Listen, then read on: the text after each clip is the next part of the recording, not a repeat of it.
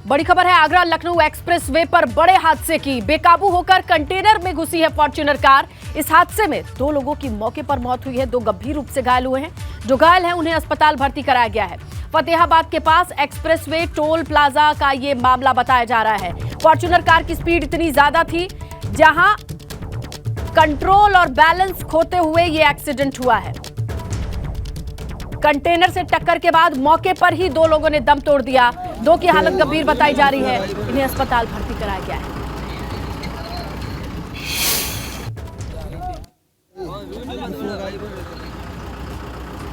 फतेहाबाद के पास expressway toll plaza के पास का ये वीडियो, वहीं से तस्वीरें आई हैं जहां आप देख सकते हैं लोगों की भीड़ लगी है। फॉर्च्यूनर कार रफ्तार और कंट्रोल दोनों खोने के बाद कंटेनर से टकराती है और उसके बाद ये देखिए कार को साइड में लगाया गया। 2 लोगों की मौके पर दर्दनाक मौत, 2 की हालत गंभीर। जो घायल हैं उन्हें अस्पताल भर्ती कराया गया है। ये मामला है आगरा लखनऊ एक्सप्रेसवे का।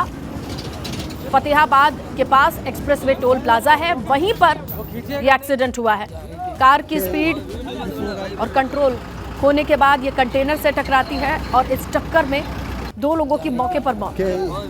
लग्जरी कार है, सेफ्टी मेजर्स के साथ बनाई गई कार, एयरबैग है, सब कुछ है। बावजूद इसके टक्कर में 2 लोगों की मौत की खबर है। 2 लोग घायल हैं जिन्हें अस्पताल पहुंचाया गया है। क्रिटिकल है उनकी कंडीशन।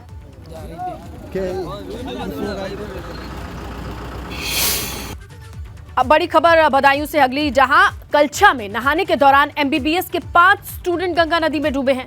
हादसे के बाद 2 छात्रों को बचाया गया है, जबकि गोताखोरों की मदद से गंगा में डूबे बाकी के 3 स्टूडेंट्स की तलाश जारी है। बताया जा रहा है महाशिवरात्रि के मौके पर ये 5 छात्र गंगा नदी में नहाने के लिए पहुंचे थे, तभी गहरी पानी में डूबने से यह हादसा हुआ। राजस्थान के भरतपुर के रहने वाले हैं छात्र अंकुश और गोरखपुर के रहने वाले छात्र प्रमोद यादव को तो बचा लिया गया है, जबकि हाथरस के नवीन सिंगर, बलिया के रहने वाले पवन यादव, जौनपुर के रहने वाले एमबीबीएस के स्टूडेंट जय मौर्य की तलाश गोताखोर अभी भी कर रहे हैं। ये 5 स्टूडेंट शिवरात्रि के मौके पर गंगा नहाने के लिए पहुंचे थे, लेकिन गहराई का अंदाजा नहीं होने की वजह से इनके डूबने की खबर आई। स्थानीय लोगों ने मुस्तैदी दिखाते हुए 2 स्टूडेंट को तो बचा लिया, लेकिन 3 स्टूडेंट की तलाश अभी भी गोताखोर कर रहे हैं। बीतते वक्त के साथ परेशानियां बढ़ती जा रही हैं। 5 स्टूडेंट के डिटेल हैं। ये नहाने के लिए पहुंचे थे गंगा नदी में शिवरात्रि के मौके पर।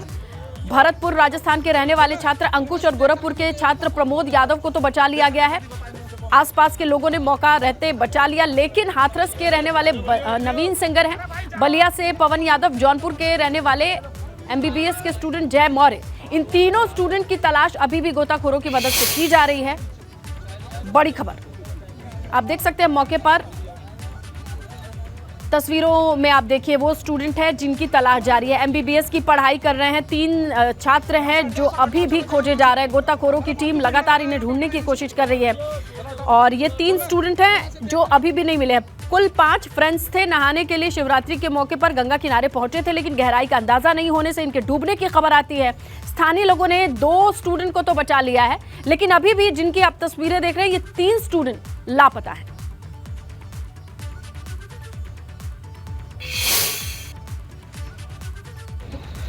तो हम जब तक भाग के 2 तो डूब गए, कि फिर आए तो 2 तो निकाल लिए थे, फिर 1 भी। तो 2 किस हालत में निकले थे? 1 तो अच्छा निकला, 1 की थोड़ी गंभीर है। और बाकी के 3 का क्या है?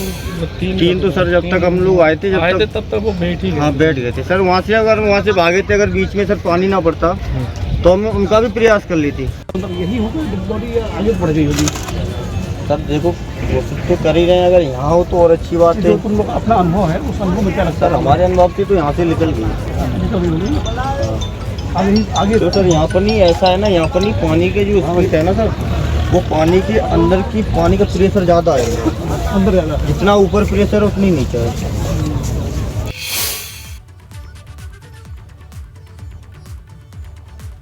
तो ये स्टूडेंट है जिनकी तलाश अभी भी जारी है और स्थानीय लोगों ने आंखों देखी बयां किया, बताया किस तरीके से जब तक वो आए पानी में बहाव का अंदाजा नहीं था, गहराई का अंदाजा नहीं था इन स्टूडेंट्स को।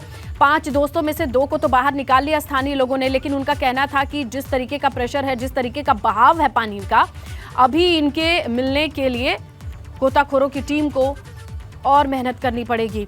वक्त के साथ उम्मीद कम होती जा रही है। ये 3 स्टूडेंट हैं, एमबीबीएस की पढ़ाई कर रहे थे। 5 दोस्त मिलकर के बदायूं में गंगा किनारे नहाने का फैसला बनाते हैं, मन बनाते हैं शिवरात्रि के मौके पर। लेकिन स्थानीय लोगों ने बताया कि पांचों के डूबने की जैसे ही उन्हें आहट लगी वो तुरंत मौके पर पहुंचे। 2 स्टूडेंट को तो उन्होंने बचाया। हमारे सहयोगी भरत शर्मा इस वक्त फोन लाइन पर मौजूद है, उनसे जानकारी लेते हैं। भरत, ये बताएं 3 स्टूडेंट का कुछ अता पता? देखिए, मैं आपको बताऊं, आज ये महाशिवरात्रि का पर्व था। कचला गंगा घाट पर ये 5 छात्र ये नहाने के लिए गए थे। ये लोग जो थे प्रतिबंधित क्षेत्र था शमशान घाट की तरफ, उधर पढ़ते हुए चले गए। उसमें से 2 छात्र जब चीखने लगे तो 2 छात्रों को तो लोगों ने, गोताखोरों ने निकाल लिया, मगर 3 छात्र जो हैं वो अभी तक डूबे हुए हैं, कोई उनका पता नहीं चला है। एनडीआरएफ टीम की व्यवस्था की जा रही है, पुलिस फोर्स सब मौके पर मौजूद है, प्रशासन मौके पर मौजूद है और गोताखोर लगातार उसकी कोशिश कर रहे हैं तीनों शवों को निकालने के लिए। अच्छा भरत, जो दोनों स्टूडेंट बाहर निकाले गए हैं वो ठीक ठाक हालत में है? हाँ, मैं आपको बताऊं, उसमें एक तो ठीक है, एक थोड़ा सा गंभीर है जो आईसीयू में है, एक ठीक है छात्र। एक छात्र सही सलामत है, एक अभी आईसीयू में है। और ये कब का वाकया है, कितना वक्त बीत गया है, कितनी उम्मीद बनती है अभी भी उनके सकुशल होने की, या फिर? हाँ, बिल्कुल ठीक कह रहे हैं। 1 बजे के आसपास की करीब बात है, 1-1:30 के बीच की बात है ये, और समय तो लगभग निश्चित रूप से काफी बीत चुका है, मगर फिर भी ये है कि व्यवस्था की जा रही है, गोताखोर अपना काम कर रहे हैं। अब देखते हैं कि सकुशल, मुझे नहीं लगता कि सकुशल होंगे वो, क्योंकि काफी वक्त गुजर चुका है। बीते वक्त के साथ बिल्कुल उम्मीद थोड़ी कम हो जाती है भरत। उम्मीद पर दुनिया कायम है, लेकिन इनके घर वाले अगर ये खबर देख रहे होंगे, उनके अपनों पर क्या बीत रही होगी उसका अंदाजा भी नहीं लगाया जा सकता। लेकिन ये जो एरिया है जहां पर नहाने के लिए स्टूडेंट आ रहे हैं, उनको अंदाजा नहीं है बहाव का, या फिर यहाँ के आसपास के लोग क्या कहते हैं?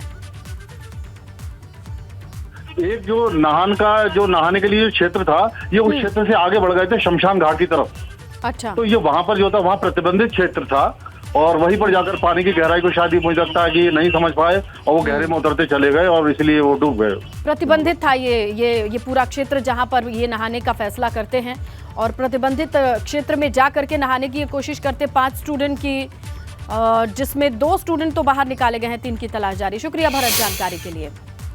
और उधर गाजियाबाद में चेन स्नेचर्स का आतंक बढ़ता जा रहा है। दिन दहाड़े चेन स्नेचिंग की वारदात का खुलासा हुआ है। बाइक सवार चेन स्नेचर ने वारदात को अंजाम दिया। घर के बाहर अपनी महिला जो बैठी हुई थी उसकी चेन छीनकर ये फरार हो जाते हैं। मोदी नगर थाना क्षेत्र के आदर्श नगर कॉलोनी का ये मामला है। अपने ही घर के बाहर बैठी है महिला, कुछ लोग आते हैं स्कूटी से और चेन छीन करके फरार हो जाते हैं। तो लगातार देखा जा सकता है कि खबरों का क्रम, चेन स्नेचिंग, गाजियाबाद से खबर है। ये मोदी नगर थाना क्षेत्र के आदर्श नगर कॉलोनी से ये फुटेज सामने आया है। हेलमेट पहने 2 लोग दिखाई दे रहे हैं। गली में स्कूटर और बाइक से सवार कुछ लोग दिखाई दे रहे हैं, जिसमें से ये 2 दोस्त चेन स्नेचर हैं। पीलीभीत में प्रसव के दौरान महिला की मौत पर हंगामा हुआ है। प्रसव के दौरान सीएचसी में महिला की मौत पर बवाल काटा गया है। परिजनों ने डॉक्टर पर लापरवाही का आरोप लगाया है। अस्पताल पहुंचे अधिकारियों से परिजनों की नोकझोंक हुई। बरखेड़ा थाना लगता है सामुदायिक स्वास्थ्य केंद्र वहां, जहां से ये मामला सामने आया है। परिजनों का आरोप है कि लापरवाही बरती गई है और इस वजह से ये जान गई है। प्रसव के बाद महिला की मौत हुई है और सीएचसी पर बवाल की खबर। अधिकारी पहुंचे, परिजनों से नोकझोंक। कैसे कर दिया? उस समय फोन किया तो फिर जब मर गई उसके बाद गाड़ी 20 मिनट बाद आई, फिर क्यों उनको बैठा लगा वहाँ पे? मेरे से केवल लेबर पे साइन क्यों करा जाती है बताइए? नहीं सर, नहीं बिल्कुल सर, झूठ बोलने वाली कोई बात नहीं है सर। ये कुछ तो कही जाती है। अरे हाथ छोड़ रही भैया। पीलीभीत से ये वो पूरा परिवार है जो मातम में है, गम में डूबा हुआ है, क्योंकि प्रसव के दौरान महिला की मौत हो गई। और इनका आरोप ये है कि अगर सही तरीके से इलाज दिया गया होता, लापरवाही नहीं बरती गई होती,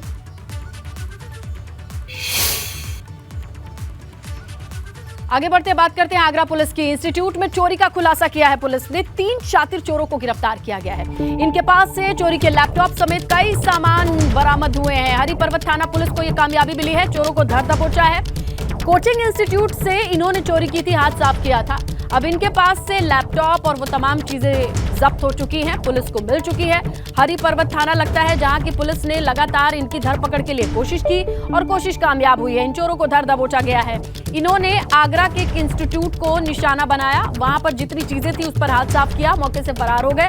लेकिन पुलिस की नजर इन पर थी हरि पर्वत थाना पुलिस ने चोरों को धर दबोचा। इनके पास से चोरी का सारा सामान भी बरामद कर लिया गया है।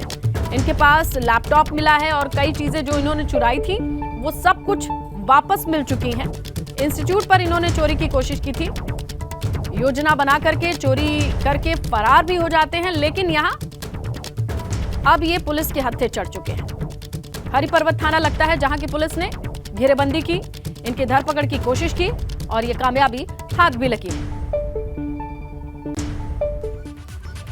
आज देश भर में महाशिवरात्रि की धूम है। यूपी उत्तराखंड में भी महाशिवरात्रि पर शिवालयों में श्रद्धालु जलाभिषेक कर रहे हैं। शिव भक्त दूर दूर से शिवालय पहुंच रहे हैं, जल चढ़ा रहे हैं। माना जाता है कि इस दिन ही भगवान शिव और मां पार्वती का विवाह हुआ था और उनकी शादी की इस सालगिरह को ही शिवरात्रि के तौर पर मनाया जाता है और इसे शिव शक्ति का मिलन कहा जाता है। और इसी के मद्देनजर आज भोलेनाथ के जितने भक्त हैं शिवालय तक पहुंचते हैं। बेलपत्र, जल, कई बार देखा ये जाता है कि रात्रि जागरण और जलाभिषेक, रुद्राभिषेक, ये तमाम कार्यक्रम आज के दिन होते हैं।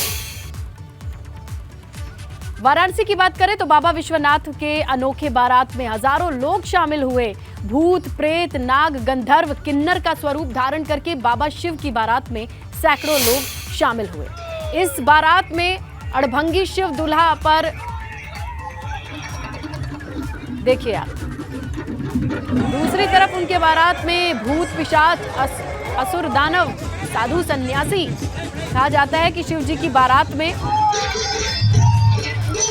ये तमाम बाराती थे। परंपरागत तरीके से शिवरात्रि के मौके पर यहाँ पर ये बारात निकाली जाती है शिव जी की। लोगों को इसका इंतजार रहता है। जहाँ नंदी पर सवार होकर भगवान शिव कुछ इस रूप में आए होंगे, इसी के तहत ये परंपरा चल रही है।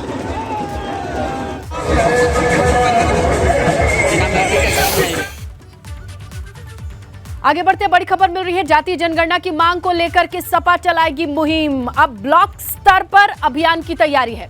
समाजवादी पार्टी पिछड़ा वर्ग प्रकोष्ठ ने प्रदेश अध्यक्ष पार्टी ने ये कमान सौंप दी है डॉक्टर राजपाल कश्यप को। प्रखंड स्तर पर उठाएंगे जातीय जनगणना की मांग। ज्यादा जानकारी के लिए रुक करेंगे हमारे सहयोगी शैलेश अरोड़ा फोन लाइन पर मौजूद है। शैलेश, किस तरीके से ये काम शुरू होगा, कब से शुरू हो सकता है, क्या जानकारी आ रही है इसके मद्देनजर? देखिए 24 फरवरी से इस अभियान की शुरुआत होगी और सबसे पहले ये अभियान शुरू होगा प्रधानमंत्री नरेंद्र मोदी के संसदीय क्षेत्र यानी वाराणसी में। 2 दिन का वहां पर अभियान होगा, 24 और 25 फरवरी को।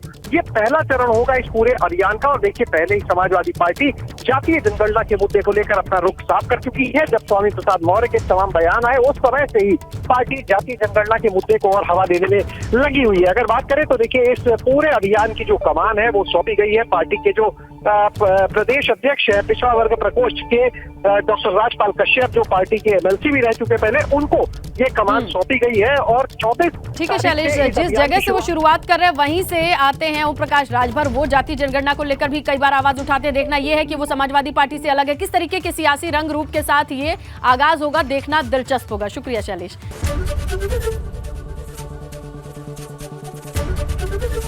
एबीपी गंगा, खबर आपकी, जुबान आपकी।